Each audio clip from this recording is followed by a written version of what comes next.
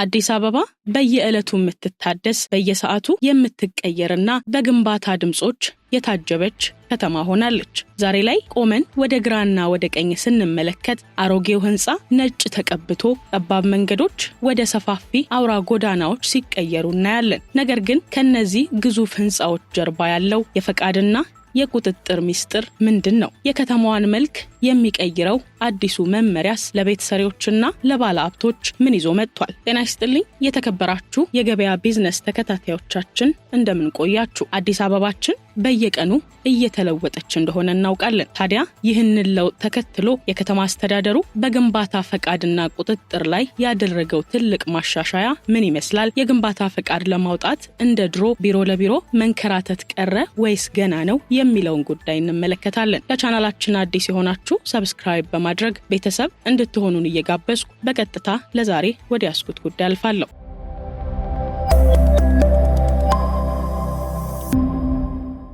እንደሚታወቀው ድሮ ግንባታ ለመጀመር የፕላን ስምምነትና ፈቃድ ለማውጣት የሚፈጀው ጊዜና የሚታየው እንግልት ለብዙዎቻችን ራስ ምታት ነበር። አሁን ግን ነገሮች እየተቀየሩ ነው። የከተማ አስተዳደሩ ዋነኛው ለውጥ ብሎ ይዞ የመጣው አገልግሎቱን ሙሉ በሙሉ ወደ ዲጂታል ወይንም ወደ ኦንላይን አሰራር ማዘዋወሩ ነው። ይህም ማለት አሁን ላይ አንድ ባለቤት ወይም የግንባታ ባለሙያ ጉዳዩን ለማስፈጸም የግድ ቢሮ መገኘት የለበትም። በድረገጽ አማካኝነት ሰነዶችን መላክና ምላሽ ማግኘት የሚቻልበት አሰራር ተዘርግቷል። ይህ ደግሞ ጊዜን ከመቆጠብ ባለፈ በመሃል የሚፈጠሩ የአሰራር ግድፈቶችንና ሙስናን ለመቀነስ ትልቅ ተስፋ ሆኗል ተብሏል። ሌላው የሚገርመው ነገር ግንባታዎች እንደ ስጋት ደረጃቸው መከፈላቸው ነው። ሁሉንም ግንባታ በአንድ መነጽር ከማየት ይልቅ እንደ ህንጻው ከፍታ፣ እንደ አገልግሎቱ አይነትና እንደ ስፋቱ በሶስት የተለያዩ ደረጃዎች ተከፍለዋል። ለምሳሌ ቀለል ያሉ የመኖሪያ ቤቶች ፈቃድ የማግኘት ሂደታቸው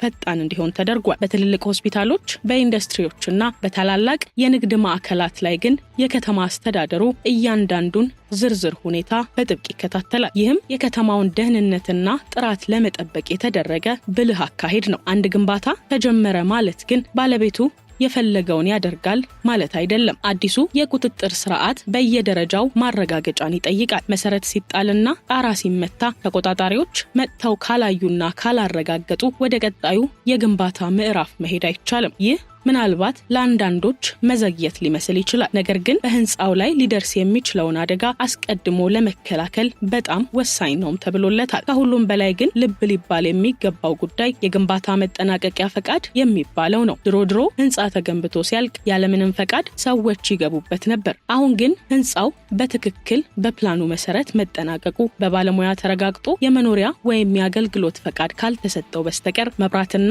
ውሃ ማስገባትም ሆነ አገልግሎት መስጠት አይቻልም ሲል ነው መመሪያው የሚገልጸው። ይህ አሰራር ከተማዋን የተስተካከለና ህጋዊ ለማድረግ ትልቅ ሚና ይጫወታል። በአጠቃላይ የአዲስ አበባ ከተማ አስተዳደር ይዞት የመጣው ይህ አዲስ የግንባታ ፈቃድና ቁጥጥር ስርዓት ከተማዋን ወደ ተሻለ ደረጃ ለማድረስ የታለመ እንደሆነም ይነገራል። እርግጥ ነው ማንኛውም አዲስ አሰራር መጀመሪያ ላይ አንዳንድ ክፍተቶች ሊኖሩት ቢችሉም ወደ ዘመናዊና ግልጽ አሰራር መሄዱ ለሁሉም መልካም መንገድ ነው ማለት እንችላለን። በአዲስ አበባ የግንባታ ታሪክ ውስጥ እጅግ ወሳኝ የሚባለው የግንባታ ፈቃድና ቁጥጥር ባለስልጣን የህንጻ መመሪያና ስታንዳርድ 03/2015 ቀደም ሲል የነበሩ መመሪያዎችን በማሻሻል በተለይ የግንባታ ጥራትና ደህንነትን እንዲሁም ደግሞ የዲጂታል አሰራርን ወደ አንድ ስርዓት ያመጣ ነው። ይህ መመሪያ በዋናነት የተዘጋጀው የግንባታ ሂደቱን ዘመናዊ፣ ግልጽና ተጠያቂነት የሰፈነበት ለማድረግ እንደሆነም ተነግሯል።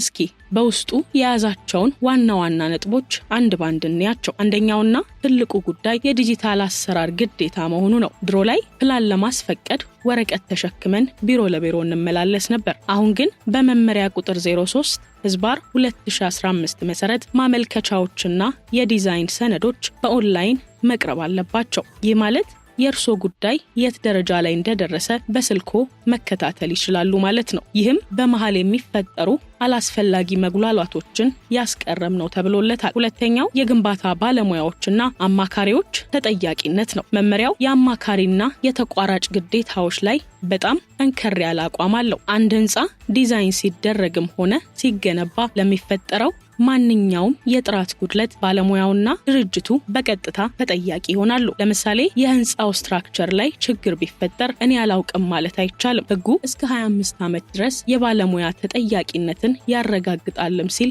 መመሪያው ያሰፍራል። ሶስተኛውና ለቤት ሰሪዎች ደግሞ ዜና የሆነው የቁጥጥር ምዕራፎች ናቸው። መመሪያው ግንባታው በየደረጃው መፈተሽ እንዳለበት ያዛል። መሰረት ሲቆፈር፣ ኮንክሪት ሲሞላ እንዲሁም በሌሎች ስራዎች ተቆጣጣሪዎች መጥተው ልክ ነው ካላሉ በስተቀር ወደ ቀጣዩ ስራ መሄድም አይቻልም። ይህ ምናልባት ጊዜ የሚወስድ ሊመስል ይችላል። ነገር ግን ነገ ህንጻው እንዳይናድ ወይንም ደግሞ ስንጥቅ እንዳያሳይ ትልቅ ዋስትና ነው። አራተኛው ነጥብ የግንባታ መጠናቀቂያ ፈቃድ ሲሆን ይህ መመሪያ በጣም የሚያተኩረው ጉዳይ ህንጻው ተገንብቶ ካለቀ በኋላ ሰዎች ለመኖር ወይም ለንግድ ሊጠቀሙበት ይችላሉ ወይ የሚለው ይረጋገጥበታል። የእሳት አደጋ መከላከያ መንገዶች፣ የቆሻሻ ፍሳሽ መስመሮችና የደህንነት ጉዳዮች ካልተሟሉ የመጠቀሚያ ፈቃድ አይሰጥም። ፈቃድ ሳይኖር ደግሞ የንግድ ፈቃድ ማውጣትም ሆነ ውሃና መብራት በቋሚነት ማስገባት እንደማይቻልም መመሪያው አስፍሯል። በሌላ በኩል የአዲሱ የግንባታ ፈቃድና ቁጥጥር መመሪያ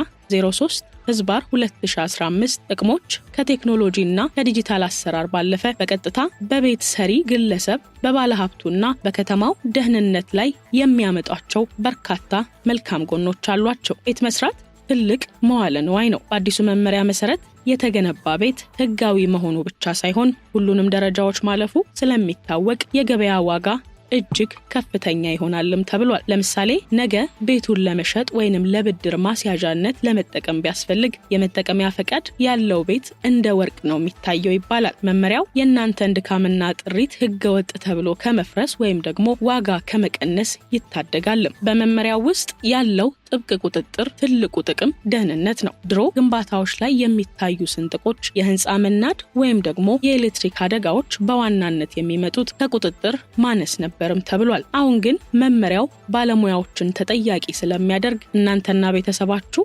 የምትገነቡት ቤት አስተማማኝ መሆኑን ያረጋግጥላችኋል። የጎረቤት ሰላምና ማህበራዊ ስምምነትንም በተመለከተ ብዙውን ጊዜ ግንባታ ሲጀመር ከጎረቤት ጋር ጸብ ይነሳል። አጥሬን ገፋኸው፣ መስኮትህ እቤቴ ውስጥ ገባ፣ የዝናብ ውሃ እኔ ግቢ ፈሰሰ የሚሉ ክርክሮች ፍርድ ቤት ያደርሱ ነበር። አዲሱ መመሪያ እነዚህን ነገሮች በዝርዝር አስቀምጧል። ግልጽ የሆኑ የርቀት ደንቦች ስላሉ ገና ግንባታው ሳይጀመር ድንበሩና መብቱ ይታወቃል። ይህም ከጎረቤት ጋር ሳይጋጩ በሰላም ቤቶን ሰርተው እንዲጨርሱ ያግዞታል ማለት ነው።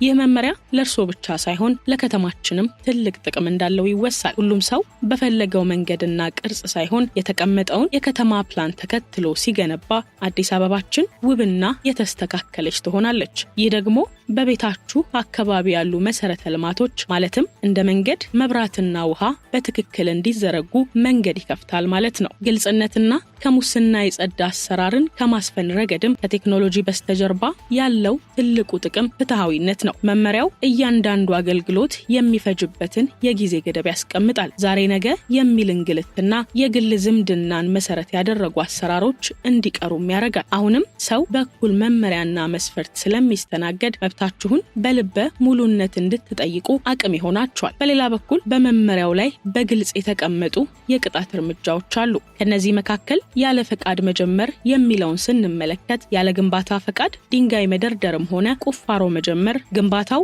ወዲያውኑ እንዲታገድ ያደርጋል። ይህ ብቻ አይደለም፣ የጀመሩትን ግንባታ በገዛ እጃችሁ እንድታፈርሱና ቦታውን ወደ ነበረበት እንድታመጡም ልትገደዱ ትችላላችሁ። እምቢ ካላችሁ ደግሞ መንግስት አፍርሶ የጥፋቱን 20% የስራ ማስኬጃ ጭምር ከናንተ ሊያስከፍል ይችላል ሲልም ነው መመሪያው አስፍሮ የምንመለከተው። ሌላው ከፈቃድ ውጪ መገንባት ሲሆን ለምሳሌ የተፈቀደላችሁ G+2 ሆኖ እናንተ ግን ጥሩ ገንዘብ አለኝ ብላችሁ ወደ G+3 ከቀየራችሁ መመሪያው በጣም ጥብቅ የሆነ ነገርን በዚህ ጉዳይ አስፍሯል። ትርፍ የተገነባው ክፍል እንዲፈርስ ከመደረጉም በላይ በካሬ ሜትር ተሰልቶ ከፍተኛ የገንዘብ ቅጣትም ሊጠበቅባችሁ ይችላል። የባለሙያ ብቃት ማገድን አስመልክቶ መመሪያው ያስቀመጠው ቅጣት በቤት ባለቤቶች ላይ ብቻ አያበቃም። ጥፋቱ የባለሙያው የመሐንዲሱ ወይም የአርክቴክቱ ሊሆን ይችላል። ታዲያ ይህ ከሆነ የሙያ ፍቃዳቸው ለተወሰነ ጊዜ ወይም ደግሞ እስከ መጨረሻው ሊታገድ እንደሚችልም ይህ መመሪያ አስፍሯል። መመሪያው በውስጡ በርከት ያሉ ጉዳዮችን ያካተተ ቢሆንም በተለይ የግንባታ ክትትልና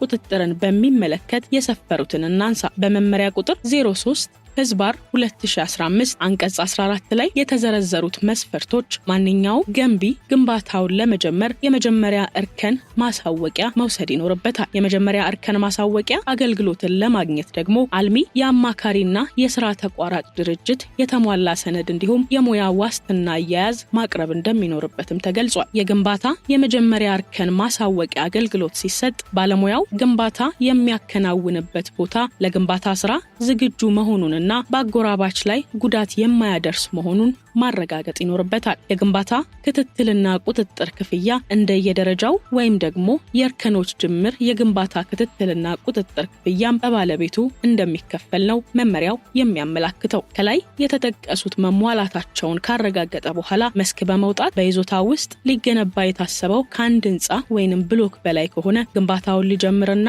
ሊያሳውቅ በቀረበው ብሎክ ላይ ምንም አይነት ቋሚ ግንባታ ያለመኖሩን በየደረጃው ግንባታው በተፈቀደለት መሰረት መከናወኑን በመጀመሪያው እርከን ወቅት የተመዘገቡት ገንቢና አማካሪ በስራ ላይ መሆናቸውን ያረጋግጣል። ተገቢውን ባለሙያ በመስክ መድቦ እየሰራ መሆኑም ክትትል ይደረግበታል። ግንባታ ተጀመረ የሚባለው በቦታው ላይ ለመስራት ከተፈቀደው ግንባታ ወይንም ህንፃ ቢያንስ የመሰረት ስራ መስራትና የሌላን ግንባታ ለማከናወን የሚያስችሉ የብረት ማቆም ስራ ማጠናቀቅ እንደሆነም መመሪያው በግልጽ አስፍሯል። ለክትትል ተብሎ የተሰጠውን የግንባታ ፈቃድ ሰነድ ግንባታው በሚካሄድበት ቦታ ግንባታው እስኪጠናቀቅ ድረስ በግልጽ ቦታ ላይ መቀመጥም እንዳለበት ደንግጓል። አንድ ግንባታ ተጀምሮ በግንባታ ፈቃድ ላይ በተጠቀሰው የግንባታ ማጠናቀቂያ ጊዜ ገደብ ውስጥ ግንባታው ካልተጠናቀቀ ይህ የግንባታ ማጠናቀቂያ ማራዘሚያ ፈቃድ አገልግሎት የግንባታ ክትትልና ቁጥጥር በሚያደርገው አካል የጊዜ ገደቡ የሚራዘም ሊሆንም ይችላል።